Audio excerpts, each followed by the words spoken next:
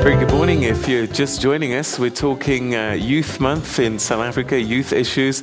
And today we've got a great panel as well as guests here in Sandton, and also getting your tweets at Morning Live SABC if you'd like to take part in this conversation. And perhaps if you're in Kenya or Nigeria, Jambo, habari yako, you can be part of this conversation as well.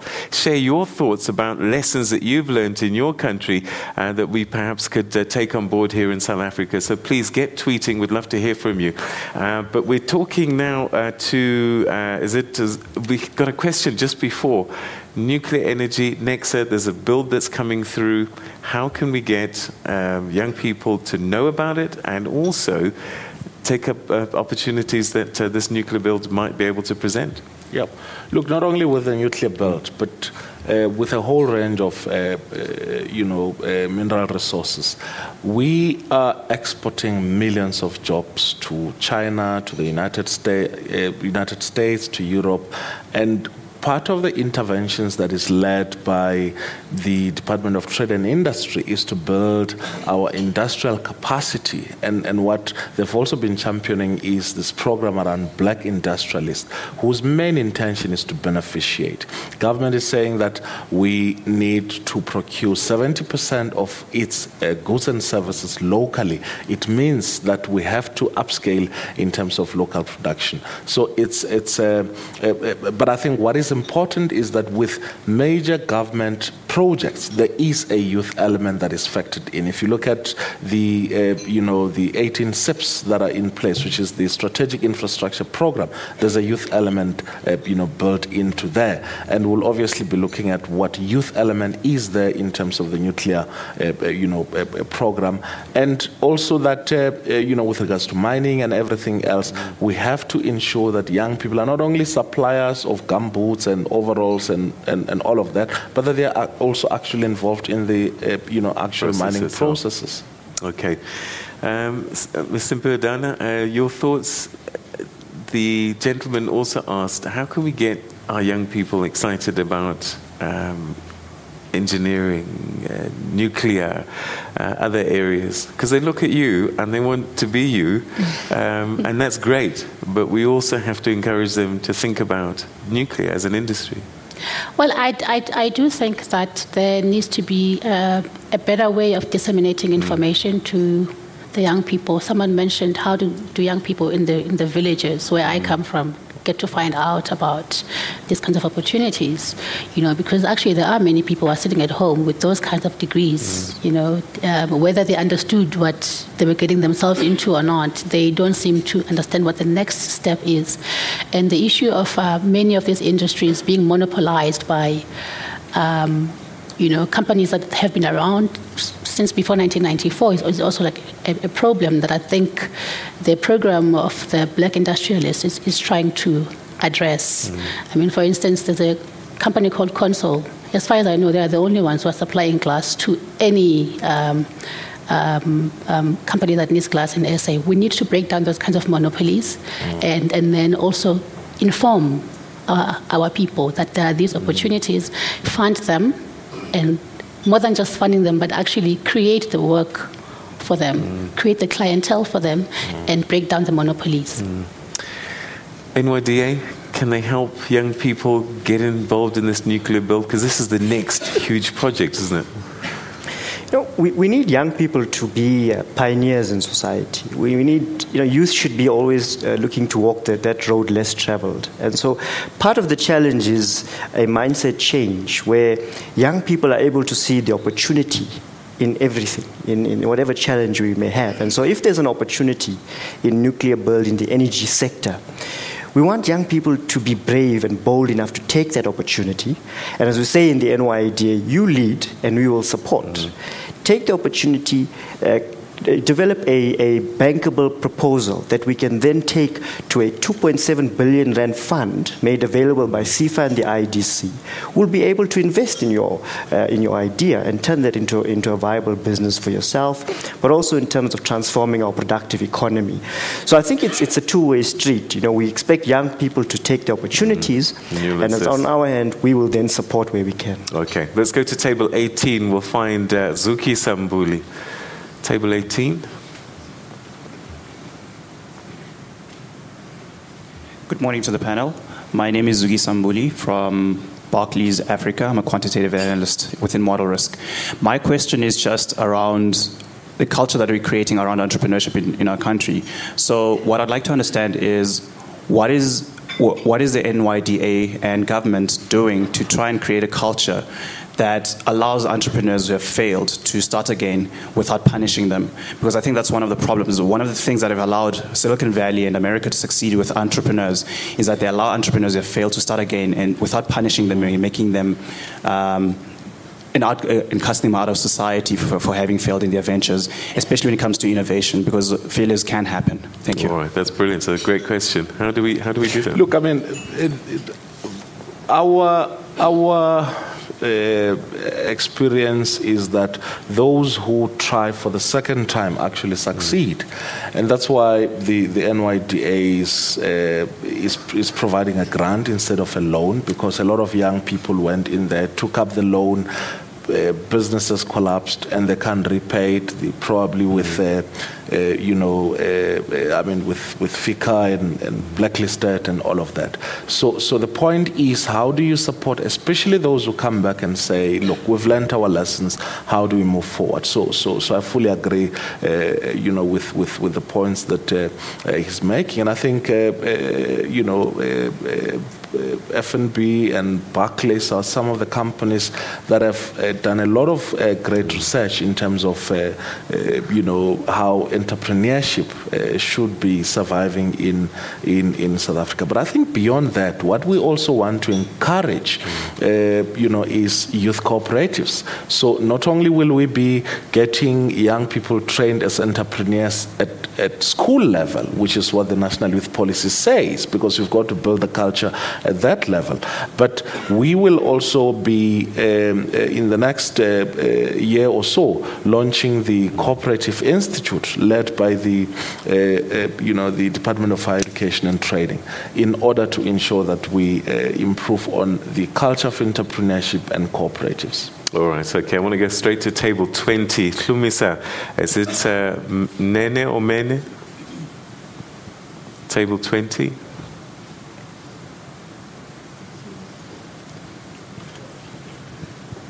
Hi, Hlumisa Mene, Barclays Africa. My question is around being visible as the NYDA in the rural areas, in career education, and also we're saying we are encouraging the youth to open their own businesses. So what is being done in that area? Thank you. All right, I think we've kind of chatted about that a little bit, the rural areas. But maybe you could just again comment very quickly. Well, actually, many people would say the NYDA is more visible than any other state entity for that matter. The issue is accessibility. Young people want to access the NYDA more than just being a visible state entity. And again, I think the biggest challenge is that there are a lot of young people who know about the NYDA. If you just go to our website right now, there's more than 200,000 young people who know about the NYDA and who like the NYDA. We've also been able to reach out to more than 1.2 million young people with outreach programs. And most of them, if not the vast majority, are in rural areas. But what we're talking about is that, you've got more than just 1.2 million young people who are in rural areas. And so it can't simply be a dependency on the NYDA to offer them with support and services. We've got to look at what the local municipalities are able to offer them, what the private sector in those communities, small companies are able to do for young people, and as the NYDA, enable them to do more for rural development. Cynthia? I want to say, as an artist now, it is quite easy for us to access the people. So I think the NYDA needs to have us as ambassadors, and do these road shows where they inform the young people what is possible. Okay, so there you go. I've hooked it up, man. I won't even. All right, table 21. We'll find Sam Shabalala.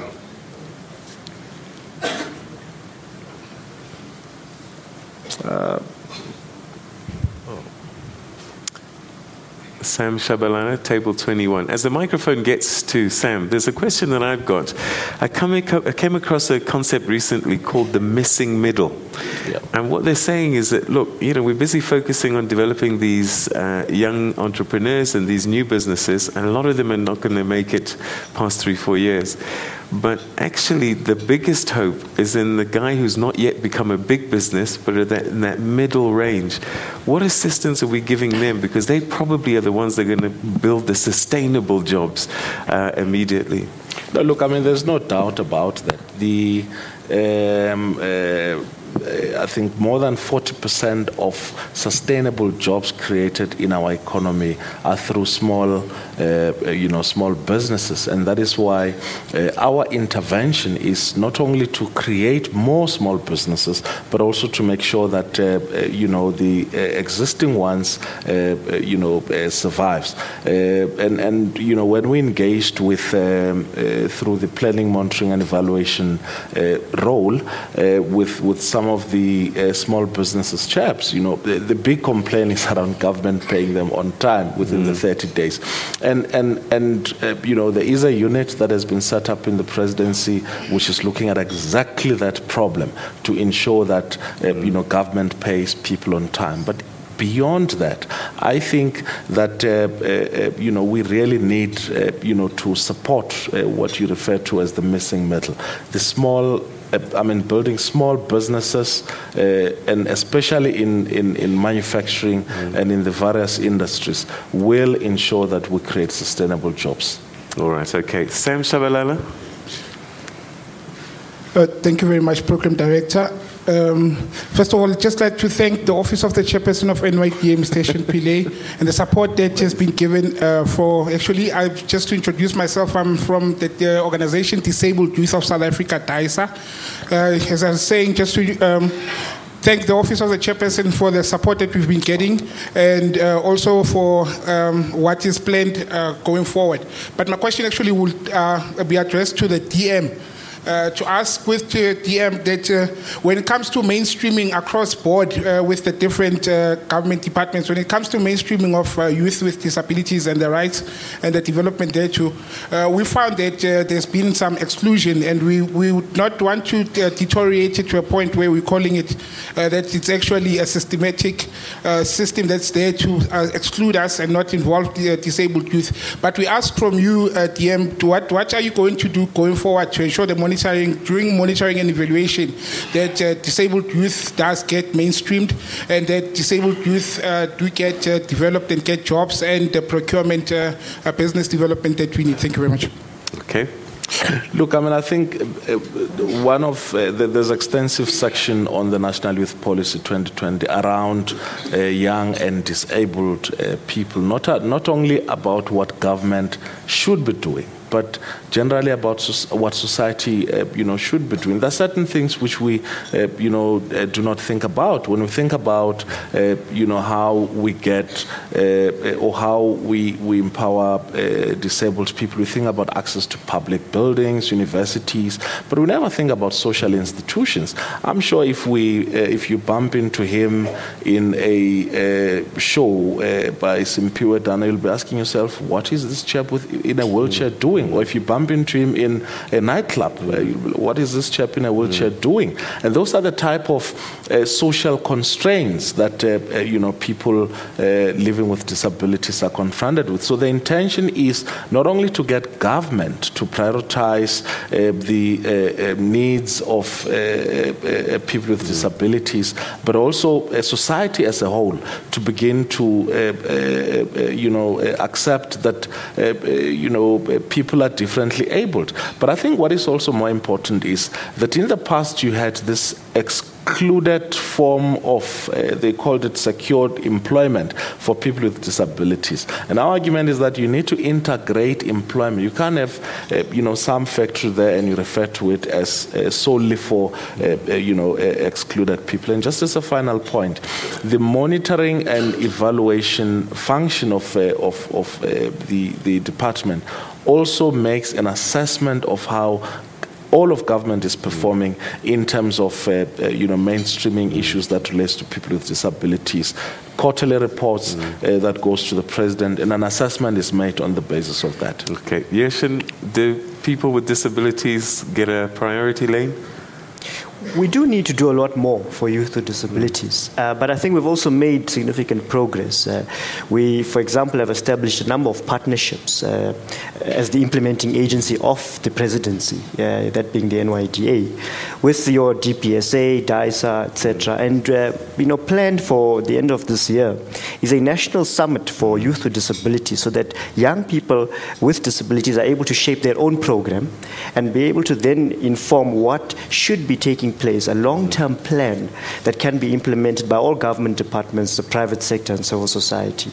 So the number of initiatives in the pipeline led by the presidency, which should be able to ensure that youth issues or youth with disabilities, their issues are mainstreamed. All right, another important issue is going to be raised by Njabulo Mvelase, is on table number 4. Table number 4.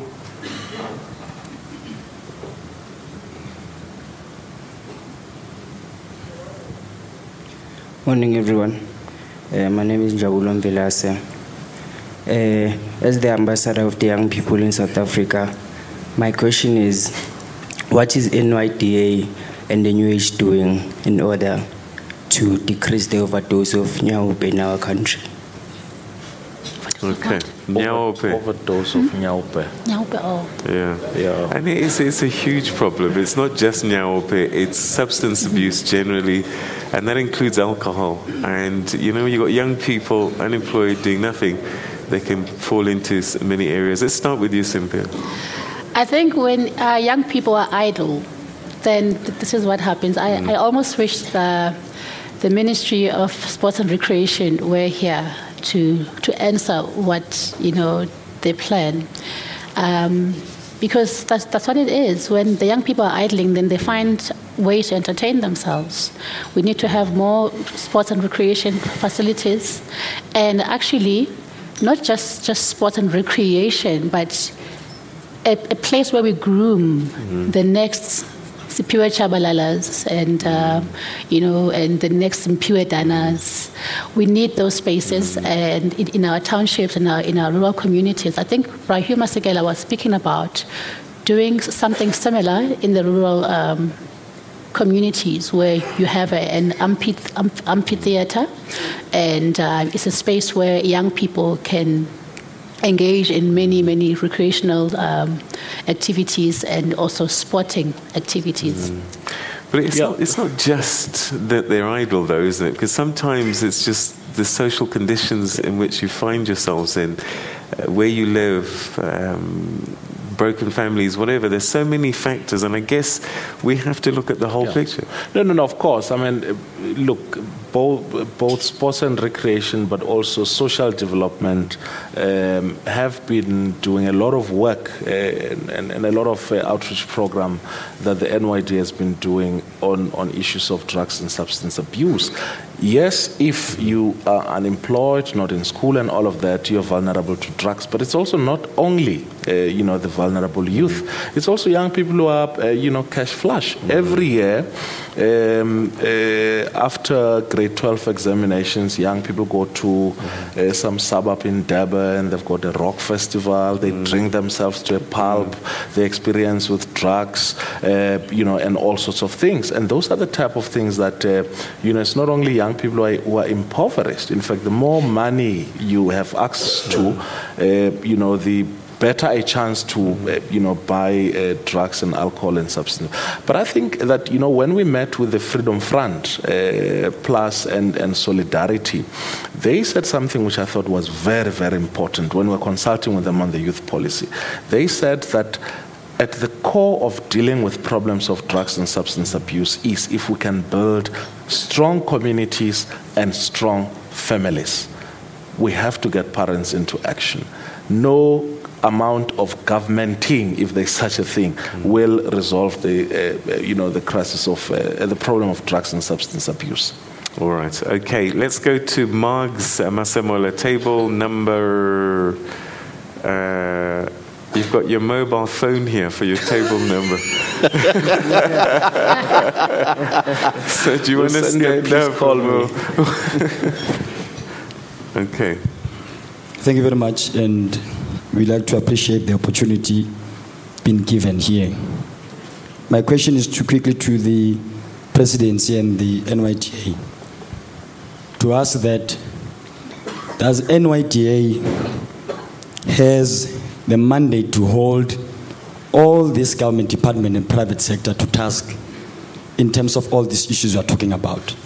Because we understand that we can talk and talk, but can you hold, like the DM, can you hold your co-ministers accountable, for example, of issues of youth accord, the issues of 40% set-aside project for young people?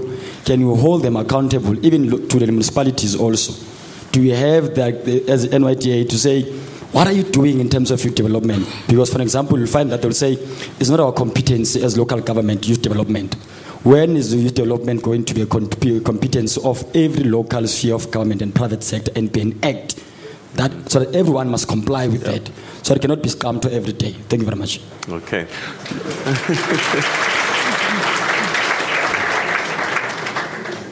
Look, I mean that's probably why they call it the presidency. And that's why the president has put youth development in his office. And that's why we have put in the National Youth Policy, obligations to all spheres of government to prioritize youth development. And also that is why we are going to be integrating, the actionables in the National Youth Policy. We're going to put them into the medium-term strategy framework so that each and every sphere of government must give us a report on what they have done to implement, the National Youth Policy. And over and above that, we will be introducing to Parliament in the next few months, when Parliament becomes orderly, of course, amendments to the NYDA Act, which will also enable, not only the NYDA but also the presidency to play a role in ensuring that we hold everyone accountable. We can't do anything with business or private sector and all of that. We can't force people to contribute. But I think that they business, private sector, and all of that should always remember that when young people revolt, they're not only going to be going to the union buildings, they'll also be going to the stock exchange, and therefore their interests are at stake if they don't contribute into youth development. So we should all put our hands together to ensure that we take forward youth development issues. All right, you talked about revolution, and yesterday the president was imploring young people not to be violent in their demonstrations and remonstrations. Yeah. And I'm just wondering how you're going to manage this, because earlier on you said, we've got this tag, angry youth. Yeah. Something is causing this violence. Have you diagnosed what it is, and how do we get this anger to be displayed differently? Yeah. Look, I mean, it's a variety of issues. Firstly, 1976 onwards established a relationship between the youth and the state, and it has been a relationship of resistance, and throughout a phenomena of violent action is not only synonymous with young people. When trade unions go on strike, a similar thing happens, and all of that. But I think we need to be saying 21 years down the line, we're turning 21 as South Africa as a democracy.